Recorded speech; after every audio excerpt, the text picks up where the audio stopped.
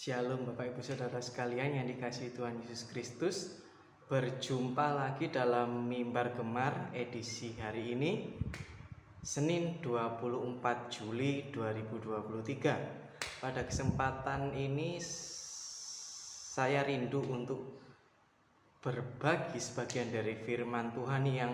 memberikan inspirasi bagi saya, di mana firman kali ini terambil dari Wahyu pasal 14 pada ayat yang ke-6 sampai yang ke-13, di mana firman kali ini memiliki perikop pemberitahuan tentang penghakiman. Di sini difirmankan tentang penglihatan yang Tuhan berikan kepada Rasul Yohanes, di mana pada penglihatan ini ditunjukkan tentang, kalau bisa kita bilang ya, masa-masa akhir di mana kasih karunia Tuhan itu turun kepada kita di bumi ini, atau masa-masa menjelang hari penghakiman atau hari kiamat, di mana pada penglihatan itu diceritakan bahwa Rasul Yohanes melihat seorang malaikat yang terbang, dan ada padanya Injil yang kekal untuk diberitakan kepada semua orang yang ada di muka bumi dan kepada semua bangsa, suku, dan kaum. Ya, di sini dijelaskan, mungkin bisa kita artikan bahwa bahkan sampai masa detik-detik di akhir zaman pun, Tuhan yang kita tahu sebagai Tuhan yang Maha Pengasih dan Maha Penyabar itu masih memberikan kesempatan kepada kita, umat-umatnya yang mungkin masih hidup dalam dosa, dalam segala apa yang tidak dikehendaki Tuhan, untuk bertobat, di mana pada masa-masa akhir ini diceritakan dalam penglihatan Rasul Yohanes ini bahwa ada seorang malaikat Tuhan yang turun membawa Injil untuk diberitakan ke seluruh muka bumi ini, kepada seluruh bangsa, kepada semua manusia, sehingga dalam masa akhir ini pun Tuhan masih berharap supaya anak-anaknya ini bisa diselamatkan gitu, agar semuanya bisa selamat. Lalu di ayat selanjutnya dikatakan, dan ada malaikat lain, malaikat kedua yang menyusul dan menyatakan akan, istilahnya apa, kehancuran, keruntuhan dari Babel, kota besar yang melambangkan tentang hawa nafsu, keinginan daging yang istilahnya sudah runtuh, sudah hancur. Dan malaikat ketiga juga menyatakan penghukuman yang ada, bahwa jika ada orang-orang yang menyembah binatang dan patung-patungnya, menerima tanda pada tubuhnya, pada dahi atau tangannya, atau bisa dikatakan setiap orang yang memilih untuk hidup menuruti kedagingannya atau menuruti dunia, maka ia akan menerima murka dari Allah, dan ia akan disiksa dengan api belerang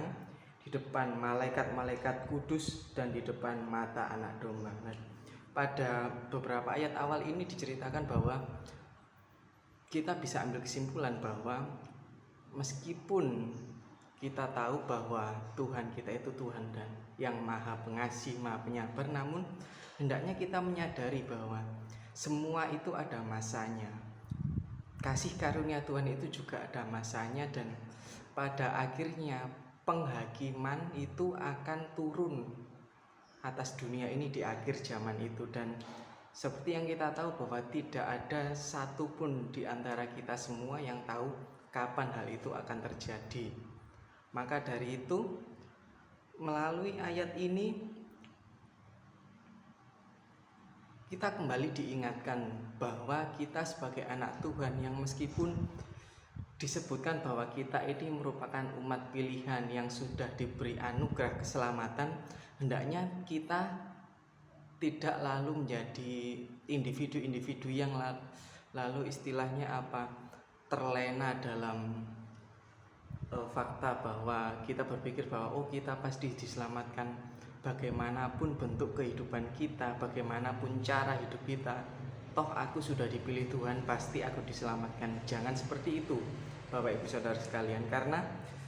pada perikop ini, pada ayatnya yang ke-13 juga dinyatakan bahwa dan aku mendengar suara dari sorga berkata, tuliskan, berbahagialah orang-orang mati yang mati dalam Tuhan sejak sekarang ini, sungguh kata Roh, supaya mereka boleh beristirahat dari jerih lelah mereka, karena segala perbuatan mereka menyertai mereka. Nah, pada ayat yang terakhir dalam perikop ini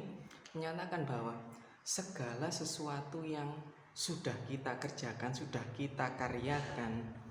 bagaimana cara hidup kita, bagaimana cara kita bersikap kepada sesama dan lebih lagi di hadapan Tuhan, itu akan menjadi istilahnya penentu, akan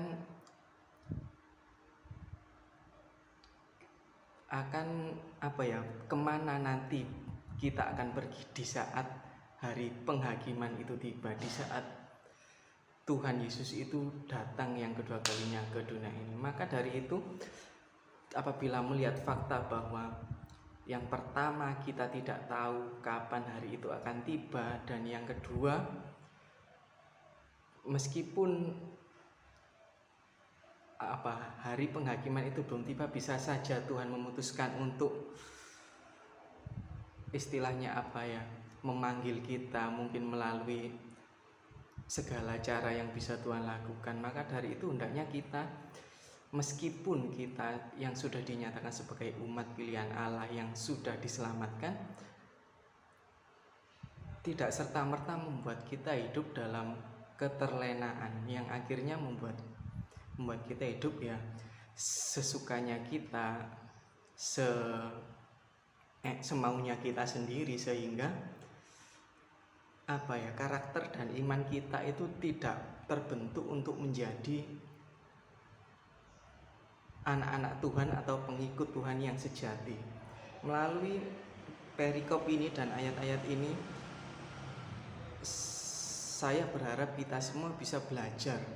bisa kembali menyadari dan lebih membentuk tekad untuk menunjukkan bahwa sebagai anak-anak yang sudah dipilih Tuhan, kita itu harus berusaha ekstra, berusaha lebih lagi, menunjukkan bahwa aku ini benar-benar memiliki kualitas sebagai anak-anak Tuhan yang sejati, sehingga kapanpun hari penghakiman, waktu penghakiman ini tiba, aku tidak akan takut, aku tidak akan gentar, karena dalam hidupku aku senantiasa berusaha, berlomba-lomba, bersemangat untuk senantiasa mengikut Tuhan dan lebih lagi dan lebih lagi hidup di dalam kehendak Tuhan. Maka dari itu hendaknya dalam jalan hidup kita ini, hari demi hari, meskipun pastinya banyak tantangan, banyak godaan, banyak ujian, baik dari sesama kita, di lingkungan keluarga, di lingkungan hidup kita, di lingkungan pekerjaan, di lingkungan sekolah, bahkan di lingkungan gereja, hendaknya kita bisa menyikapi semuanya itu sesuai dengan apa yang diajarkan firman Tuhan, karena pada dasarnya Tuhan itu menginginkan kita semua yang sudah dipilihnya untuk bisa selamat, sehingga kita bisa bersama-sama dengan Tuhan di kekekalan nanti. Karena itu marilah kita senantiasa bersemangat untuk hidup semakin menjadi seperti Tuhan Yesus Kristus. Mari kita berdoa. Bapa kami dalam kerajaan sorga, kami bersyukur atas firman yang sudah Engkau berikan kepada kami pada hari ini, yang mengajarkan kami bahwa hari penghakiman-Mu di akhir zaman nanti bisa datang kapan saja, dan tidak ada dari satu pun dari kami yang mengetahuinya. Karena itu hendaknya Engkau senantiasa Tuhan berkenan untuk menuntun kami, membimbing kami, untuk senantiasa menguatkan kami, menumbuhkan kerinduan dalam hati kami, supaya kami bisa senantiasa berjaga-jaga hari demi hari, waktu demi waktu, sehingga kami pun bisa menyongsong kedatangan-Mu yang kedua kalinya dengan penuh rasa percaya diri, dengan penuh iman bahwa dan penuh keyakinan bahwa aku pasti akan bersama-sama dengan Tuhan. Kami bersyukur Bapa atas penyertaan-Mu, perlindungan-Mu. Kiranya dari firman yang Engkau sampaikan kepada kami pada hari ini bisa semakin menguatkan kami,